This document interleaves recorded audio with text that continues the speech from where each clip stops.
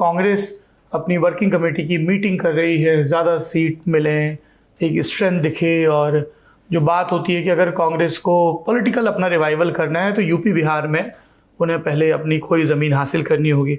इसको लेके क्या चर्चाएं हैं सदाकत आश्रम में पुष्पमित्र जी?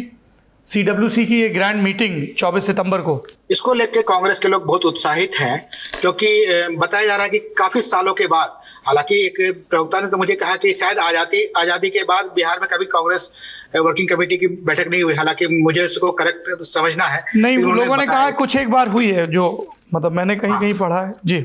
लेकिन काफी सालों के बाद ये बैठक हो रही है। एक्सटेंडेड वर्किंग कमेटी, सिर्फ वर्किंग कमेटी नहीं जी।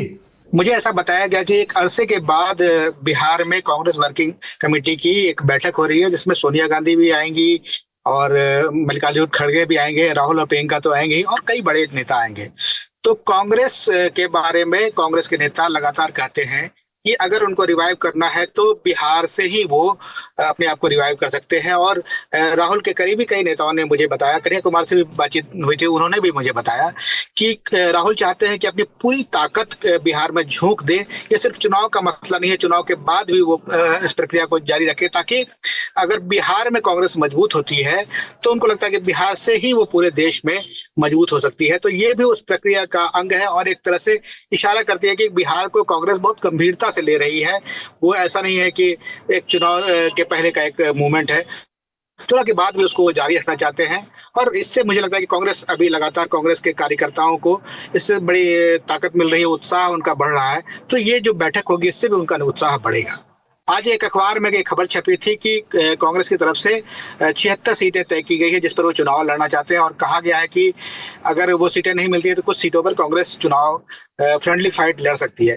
लेकिन जब इस बारे में मैंने कांग्रेस के दूसरे लोगों से पूछा तो बताया गया कि जो खबर आई है उस संवाददाता और अखिलेश सिंह जो पूर्व अध्यक्ष है उनके बीच की बातचीत का यह मतलब हिस्सा है। अखिलेश सिंह के जरिए ही ये सूचना उनको मिली है, ऑफिशियल स्टैंड ये नहीं है और बातचीत में ऐसा कोई जिक्र नहीं आया। लेकिन ये है कि ये लोग सीटों को लेकर असर्ट कर रहे हैं, ये सीटें चाहते हैं ऐसी जिसमें वो जीत भी सकें और मजबूत सीटें भी हो और ऐसी भी सीटें हो। वो कहते हैं कि मजबूत और कमजोर सीटें हैं वो समानुपातिक तरीके से पूरे गठबंधन में अलग अलग दलों के बीच में बटे।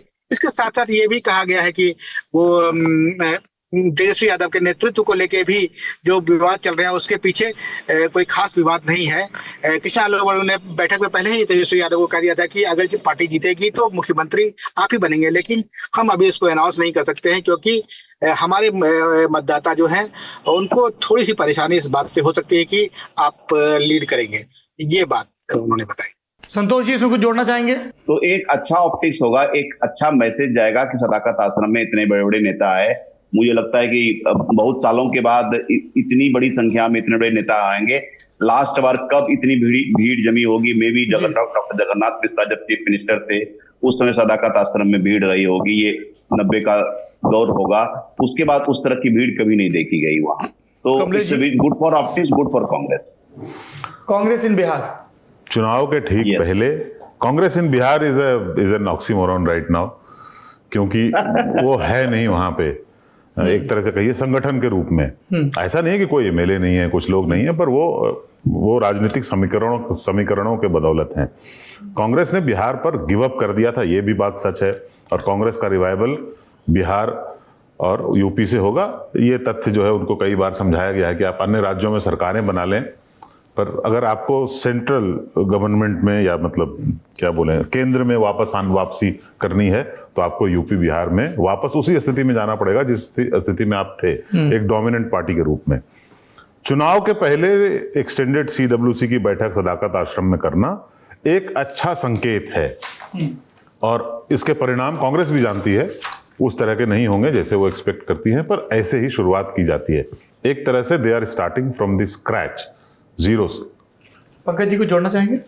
नहीं, कांग्रेस के साथ दिक्कत ये है ना, वो यूपी हो या फिर बिहार हो, कि उसे आरजेडी हो या समाजवादी पार्टी उसके साथ भी रहना है और उनको काट कर ही उसको अपने को भी बढ़ाना भी है। तो इस दुविधा में कांग्रेस की बैंड बज जाती है। तुम्ही से मोहब्बत, तुम्ही से लड़ाई। बस।